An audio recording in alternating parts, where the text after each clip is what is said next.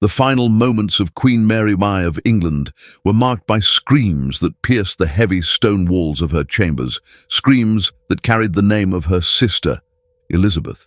Known to history as Bloody Mary, her reign was soaked in religious fervour and political violence. But it was in death that her torment was most raw and human. The image of a queen, long hardened by power and persecution, reduced to cries calling out the name of the sibling who would succeed her, reveals an intimate fracture beneath the crown. What haunted Mary in her final agony? Was it guilt for the fires she lit across her kingdom, fear of the sister who had cast a long shadow, or a desperate plea for forgiveness? This scream, echoing through the chambers of power and despair, is a chilling testament to the psychological and spiritual torment of a monarch undone by her own making. It invites us to consider the nature of power, the ghosts it summons, and the terrible solitude that accompanies a throne.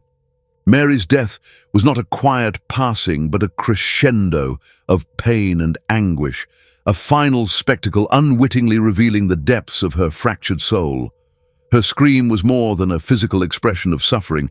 It was a symbolic utterance of a woman caught between the demands of crown and conscience, sister and sovereign, past and future, the paradox of Mary's life and death. The queen who wrought terror yet died in fear begins here, forcing us to confront what history often masks beneath royal veneer, the human cost of relentless ambition and fractured family bonds. Mary Tudor was born into a tempest, daughter of Henry VIII and Catherine of Aragon. Her early years were shaped by the violent upheaval that defined her father's reign, the schism with Rome, the birth and disgrace of siblings, and the relentless struggle to secure an heir and a kingdom's religious identity. Raised as a devout Catholic, Mary's faith was both her fortress and her prison. The rejection she suffered after her mother's fall from grace and her own displacement during the English Reformation left deep scars that would later drive her to restore what she saw as the true faith of England, regardless of the cost. Her early exile during Edward VI's Protestant reign was marked by loneliness and defiance. While her half-brother and sister Edward and Elizabeth were swept into the swirling tides of political change, Mary remained steadfast. When Edward died young and the throne passed briefly to Lady Jane Grey, Mary's rallying of support was as much a religious crusade as a claim to power. Her accession was met with both hope and fear, a return to Catholicism promised by some, a reign of terror foreseen by others. Her determination to reverse the Protestant reforms was fierce and uncompromising, leading to the Marian persecutions that stained her legacy and earned her a place in history as both martyr and tyrant. Queen Mary's reign was marked by an unrelenting campaign to restore Catholicism across England, a crusade fueled by her conviction that salvation required uniform faith. Her policy was ruthless. Hundreds of Protestants were executed, burned at the stake in towns and villages, their screams mingling with crackling flames, and a populace divided between fear, awe, and growing resentment. The Marian persecutions cast a long, dark shadow, and Mary's moniker, Bloody Mary, was born from these fires of religious zealotry and political coercion. Yet the terror Mary wielded was not simply religious orthodoxy enforced by force. It was also the manifestation of profound political insecurity. Her hold on the throne was precarious, challenged by factions loyal to her half-sister, Elizabeth, Protestant nobles, and foreign powers wary of England's shifting alliances. The court became a battleground where conspiracies thrived and loyalties were bought and betrayed. The Queen's own councillors feared the rising tide of opposition and plotted in whispered corridors. Mary's paranoia deepened, isolating her further in a palace of distrust and fear.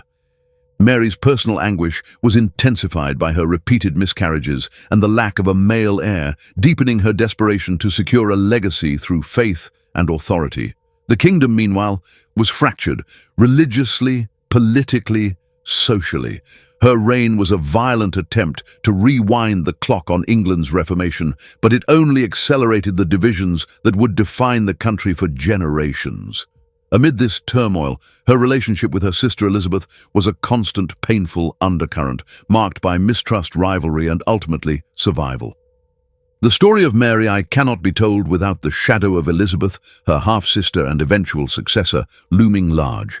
Their relationship was one marked by a complex intertwining of familial bonds and ruthless political rivalry, each sister embodying competing visions for England's future. Mary, raised as a devout Catholic, saw Elizabeth's Protestantism as a personal and theological threat, a challenge to her own legitimacy and to the salvation of the realm. Elizabeth, in turn, navigated a precarious existence, her life spared, yet under constant suspicion and threat during Mary's reign.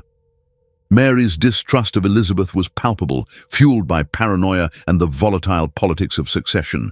She imprisoned Elizabeth in the Tower of London for nearly a year, a shadowy period filled with whispered accusations and political intrigue. Yet, Elizabeth's survival and eventual ascent were a constant source of dread for Mary, whose failing health and political pressures only intensified her anxieties.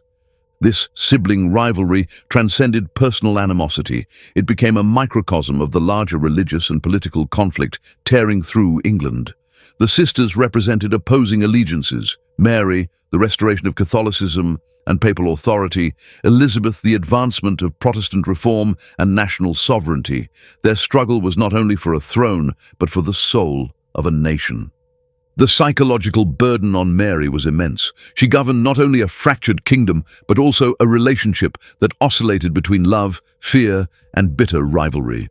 Elizabeth's survival became an unspoken sentence hanging over Mary's final days, a ghost invoked even in her screams. As Mary's reign progressed, the physical and psychological toll of ruling a divided kingdom weighed heavily on her. Repeated pregnancies ended in miscarriage, deepening her sense of personal failure and feeding the fears that her legacy would be lost. Contemporaries describe her as increasingly withdrawn, her once vigorous demeanor giving way to signs of chronic illness, later speculated to be ovarian cysts, cancer, or complications from her miscarriages. The physical pain mirrored the emotional torment of a queen caught between duty and despair. Her isolation grew more profound as political allies dwindled and dissent simmered beneath the surface of her court. Trusted confidants died or defected, and the Queen's paranoia deepened, especially regarding the looming threat posed by Elizabeth and her Protestant supporters. The Tower, where Elizabeth had once been imprisoned, now echoed with whispers of her own imminent demise, creating a claustrophobic atmosphere of fear and suspicion. The court became a place of hushed conversations, nervous glances, and the palpable presence of decline. Mary's health deteriorated rapidly, marked by bouts of fever, convulsions, and intense pain. Despite the ministrations of royal physicians, her condition worsened. The woman who once stood with unshakable resolve now faced the vulnerability of the body, betrayed by time and disease. Mary's final days were shrouded in mystery and fear. Her mind, tormented by religious zeal and personal regret, seemed haunted by visions and cries, most chillingly the anguished screams invoking her sister's name. Whether these were delirium, guilt manifest, or something deeper remains lost to history, but they reveal the fractured psyche of a queen, undone not only by illness, but by the ghosts of power and family. The final hours of Queen Mary I unfolded within the shadowed confines of the royal chambers, where silence was broken by anguished cries, an eerie and haunting repetition of a single name, Elizabeth. Eyewitnesses recorded that as Mary's body weakened, her mind seemed consumed by torment, her screams piercing the thick stone walls of the Tower of London. These were not mere expressions of physical agony, but cries laden with complex emotions: fear, guilt, longing, and perhaps a desperate invocation for mercy from the sister she had once both loved and loathed. The atmosphere in the court during Mary's last moments was one of hushed anxiety and dread. Courtiers and attendants moved cautiously, aware that the end of a queen's life was also the end of an era, fraught with uncertainty and the promise of change. The screams echoed through the halls as Mary's body convulsed, racked by pain that seemed to embody both the personal and political struggles that had defined her reign. Historians and contemporaries have speculated on the meaning of these cries. Some see them as manifestations of mental anguish, a mind unraveling under the weight of illness and regret. Others interpret them as symbolic, the invocation of Elizabeth's name, a recognition of the inevitable transfer of power, a final acknowledgement of the sister who would inherit both crown and kingdom. The image of Mary dying, tormented and screaming captures the tragic intersection of familial rivalry and political fate.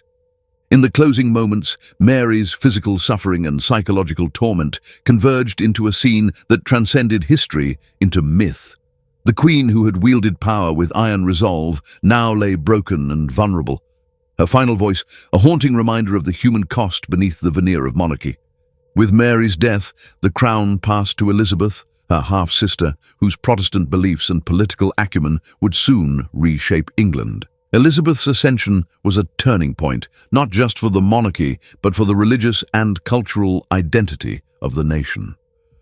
While Mary's reign had been marked by attempts to restore Catholic orthodoxy, Elizabeth's rule embraced a moderate Protestantism that sought to heal divisions and stabilize the fractured realm. The transition was both a relief and a cause for anxiety. For many, Elizabeth represented hope, a new dawn after the fires of persecution. For others, she was a reminder of unresolved conflicts and uncertain futures. The court, once a site of Mary's power and paranoia, now shifted allegiance, and Elizabeth's popularity grew as she skillfully navigated the treacherous waters of religious and political factionalism. Elizabeth's coronation was a carefully staged spectacle of unity and continuity, designed to reassure a kingdom weary of turmoil. Yet, beneath the ceremony lay the unresolved tensions that had defined her sister's reign, questions of legitimacy, loyalty, and identity. Elizabeth's survival and success were inseparable from the legacy of Mary's rule, the sister she had outlived, and the crown she had inherited. The public's reaction to Mary's death and Elizabeth's rise was mixed, colored by years of propaganda, religious fervor, and personal loyalty. Mary's supporters mourned a martyr. Elizabeth's followers hailed a savior. The national psyche was marked by this schism, a legacy that would echo through subsequent decades of English history. The tale of Mary's final moments, screaming her sister's name, exposes the profound entanglement of power, family, and identity in monarchical rule. Her death was not merely a physical collapse, but a symbolic fracture, a final, anguished invocation that encapsulated a lifetime of rivalry, regret, and unyielding political conflict. Power, it reveals, does not sever familial bonds, but often warps and weaponizes them, transforming love into suspicion and loyalty into rivalry. Mary and Elizabeth's relationship mirrors the broader tensions that tore England apart: Catholicism and Protestantism, repression and reform, fear and hope. Their struggle was not just dynastic, but existential. Two visions of England embodied in two sisters, each vying for divine and earthly legitimacy. Mary's screams are a reminder that these conflicts are not abstract, but lived, breathed, and felt deeply, even unto death. The haunting cry of a dying queen underscores how history's grand narratives are rooted in the intimate, often tragic experiences of individuals caught in the crossfire of politics. The body politic is inseparable from the bodies that embody it, and the fall of Mary reveals how personal anguish becomes inseparable from public catastrophe. Her final screams humanize the monarch, exposing the fragile humanity beneath the veneer of absolute power. Her story challenges us to reflect on how political power fractures families and how trauma reverberates through history. It asks how much of our own understanding of leadership, legitimacy, and memory is shaped by these intimate tragedies, often veiled behind official records and political rhetoric. Mary Tudor's legacy is one of profound duality. She is remembered both as a tyrant who unleashed bloody persecutions and as a martyr whose steadfast faith defined her reign. The name Bloody Mary evokes images of cruelty, religious fanaticism, and political repression. Yet for many Catholics of her time, she was a figure of pious resistance, a queen fighting to restore what she believed was the true church. This tension shapes how history remembers her and reveals the complexity behind the simple labels. Her reign marks a critical juncture in England's transformation. The violent attempts to reverse the Protestant Reformation ultimately failed, paving the way for Elizabeth's more measured approach. But Mary's impact endures in cultural memory, literature, and popular imagination as a cautionary tale about the dangers of religious extremism and the perils of absolute monarchy. The narrative around her deathbed, screams, and fraught relationship with Elizabeth continues to fascinate and haunt historians and storytellers alike. This legacy also raises questions about gender and power. Mary's story is inseparable from the expectations and limitations placed upon women in the Tudor era, where queenship was a precarious balancing act between sovereignty and subjugation. Her life and death illuminate the particular vulnerabilities of female rulers and the gendered nature of historical judgment. Mary's complex memory invites ongoing reflection on how history shapes and reshapes the stories of those who wield power and those who suffer beneath it. Queen Mary. Twice's final cries for her sister Elizabeth resonate beyond the confines of Tudor history, echoing through the ages as a profound testament to the human cost of power, rivalry, and belief. Her death was not merely an end, but a culmination of fractured loyalties and unbearable burdens carried by those who sit on thrones forged by blood and fear. In those screams, we hear the intimate collision of family and politics, faith and fear, justice and cruelty.